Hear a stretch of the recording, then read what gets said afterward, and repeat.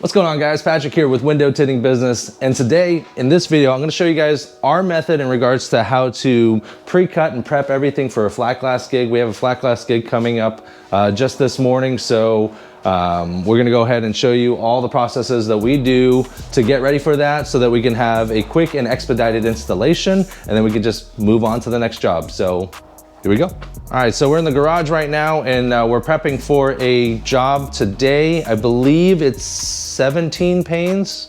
Is that correct, Zach? 14 panes. 14 panes.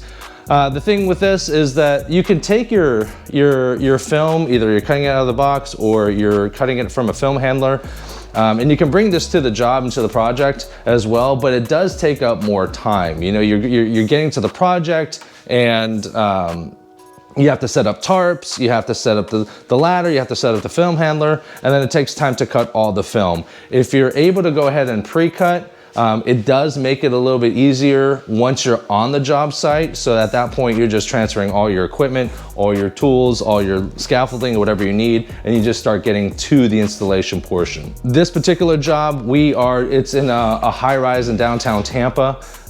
So it would actually be of a pain to bring the ladder and the scaffolding in, and everything else got to go up ladders and whatnot. So that's why we're pre-cutting now. Let me go ahead and show you all the things that we have.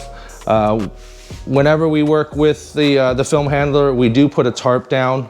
It's either gonna be just a large tarp, and you wanna have tarp in this area too, because this ladder is only 72 inches. So if we cut further than 72, then we wanna have a tarp down here just so that you don't have film touching the ground and scraping the ground, picking up dog hair, cat hair, grime, debris, whatever. So get a tarp down, get a trash can close here because you're gonna have some scraps. Got a ladder here and got the film handler right here. Moving on over here, we have our box where the film is coming in. We're working with Slate 20 today. It's a very popular film within the Panorama Pro lineup. Really, really popular film. Great film to work with. It's got some good girth to it as well. I like it. It feels like a thicker, very sturdy film. Zachary has done a number of installations. And how do you like this film compared to other films? I like it. It's sturdy. It doesn't fold on you. Sturdy and it doesn't fold on you.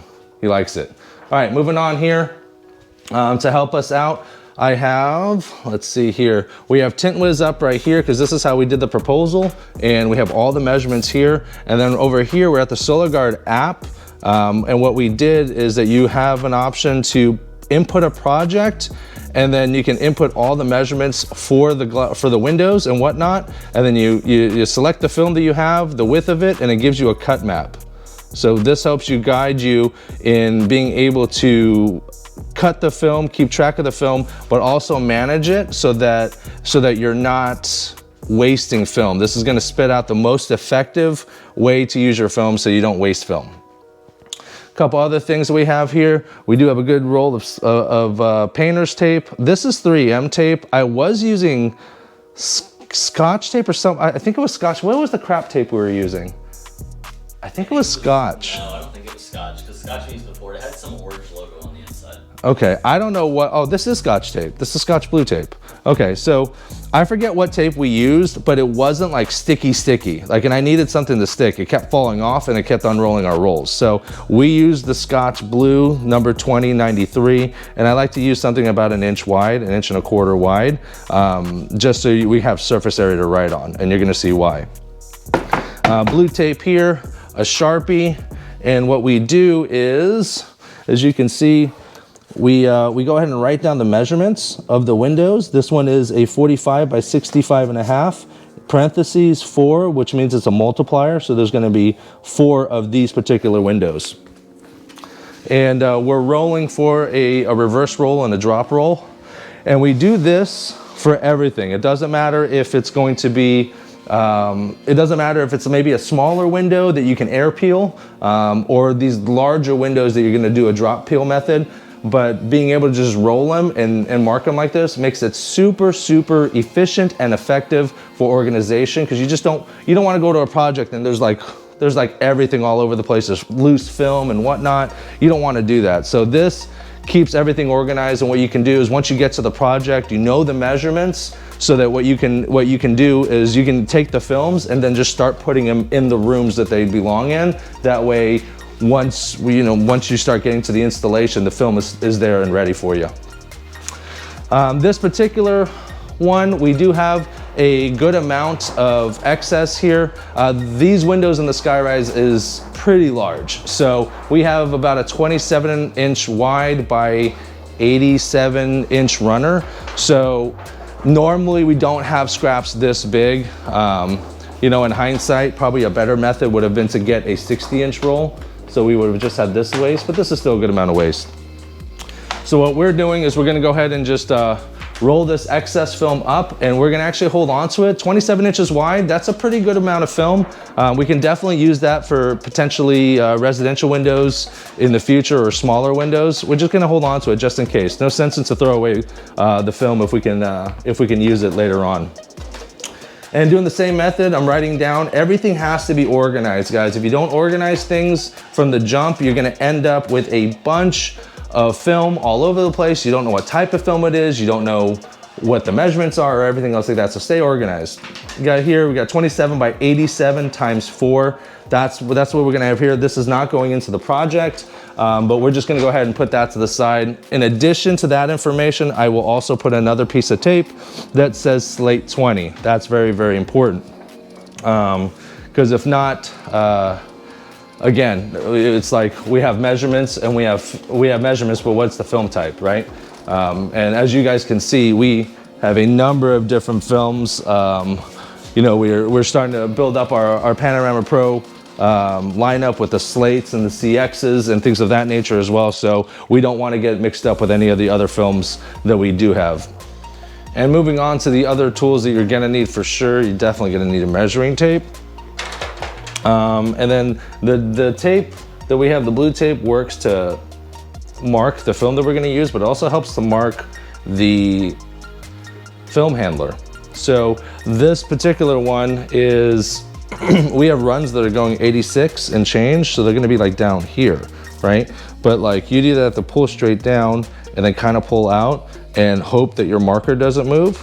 And that sometimes could be not a very accurate thing. You could be a little short, and if you're short, you're screwed. And if you're a little long, then you're wasting film that you don't need. So how do you do it? So what we did is, and how we cut long runs is that it's 86 and a half. So we did 43 and a half. So that's what that is. So basically what you do is you would take the film and you would pull it down to the halfway mark. And then at that point, you would take this piece of tape right here and line it up on top of the film, right at the cut line right there. Imagine that the film's over this, right there. And then now you roll up the film that you have, dink, and oopa. Oh my God, my GoPro just dropped.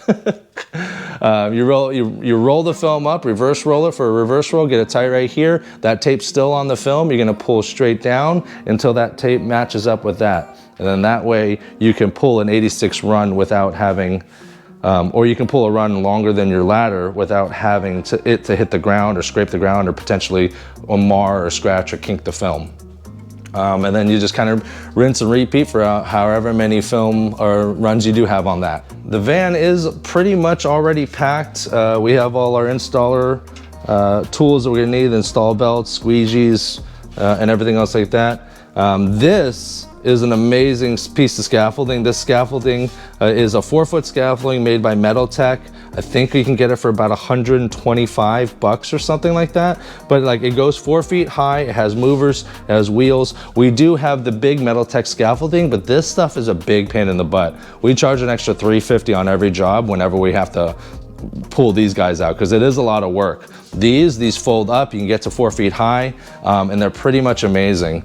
But we always bring like a 2-footer and this rolling scaffolding. This rolling scaffolding does 2 things. Number 1, we set it up when we get to the project, and then that way we can take all the things we have and need, films and everything else like that, and we put the 2-step on the very bottom and use it as a rolling cart. That way you can get in and get out most of the time in one pass, instead of having to go back and forth to the work van or in loading up tools and stuff like that. So Let's come back over this way, around here, around the side. We have a couple spray tanks here. He's only gonna need one, but he's gonna bring two just in case something happens to this tank. Maybe the pressure goes out, maybe he breaks the line, anything like that. You always have a backup here. Maybe the water runs out. He always has a backup tank just in case. Very simple stuff here, paper towels, spray bottles, soak shields. We use soak shields to wrap around our bodies and then hang the the paper towels on. So really effective and easy method, and then it's easy to kind of roll them up here. Here's a secondary tool bag. This is my tool bag for me, but he's also bringing this as well, just in case he has any issues. We have plenty of knives, plenty of tools, redundant tools in there, but that's the backup to the backup, just in case something happens. What you don't want to do is you don't want to get into a job and working on a project and you have everything going and all of a sudden your squeegee breaks. Like, you can't have a $15 squeegee get in the way, you know, of making a few $1,000s on a flat glass install. That's silly, right? So always have backups to backups. But yeah, pretty much the only thing that we're missing here is the film, really. Like, it doesn't, flat glass, that's why I love flat glass jobs, because it looks like there's not much in there, but like, everything else is in there we need. And then we're gonna come over here. We do have our mobile checklist for either for auto or flat. I definitely recommend something like this just because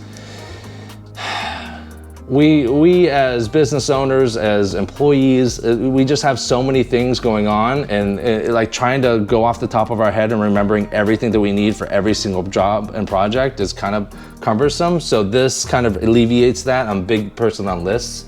So as you can see, just to run through it here, tanks, painter's tape, toolbox, paper towels, film handler if needed, tape measure, trash can, payment processor, an iPad, film, sample book, mini scaffolding, or ladder, tarps, alcohol, warranty paperwork and business cards, soak shields, and mini speaker. So you can just kind of do this, make a list, and lists aren't permanent, right? So make a list, and if you forget something, just add it. If you notice that there's something on the list that you don't need, get rid of it. And that way it's just a quick guide reference and makes things a little bit easier. I'm totally about trying to like get everything expedited as I need systems and I need processes, so that way it makes it easy. I don't want to do everything. I can't do everything, right? And so systems and organization is very important, especially being able to teach it to your guys. Like Zach is gonna learn how to do, he's learning how to do all this on his own. I try not to help him at first. Like when he first gets started, I do try to help him because I want him to learn it right, but he ends up doing this all on his own. And then that way I'm more focused on either going out and getting more estimates, maybe I can go and do an install somewhere else, and then that way we're just a little bit more profitable as a business. So that's just a sneak peek in regards to how we prep and how we pre-cut. You can do this. This is gonna probably take us, I don't know, maybe an hour. We take our time. We tape everything off, we mark everything correctly, we organize everything. So it's better to do this if you have downtime or you can pre-plan ahead of time, go ahead and pre-cut. I always am a big fan of pre-cutting. If you're an organization that maybe you're doing the estimates and you're doing the sales, you're doing the customer relations, you're ordering the film, but you have a crew that does the install, you know, I'd probably suggest to have them come in and do the pre-cuts, or if you have time, go ahead and do it for them. That way, they're spending less time on each job at the actual job. Because for me, after about 6 or 7 hours, I start to like, that grind starts coming in and I only have so much work in me. And then once I get to a certain point, I do start getting tired. And then it's like I feel like sometimes the quality of work starts to go down and I don't want to get to that point. So yeah, that's it. That's a look in regards to what we do and how we do things. I hope you like this video, guys, and we'll talk to you soon.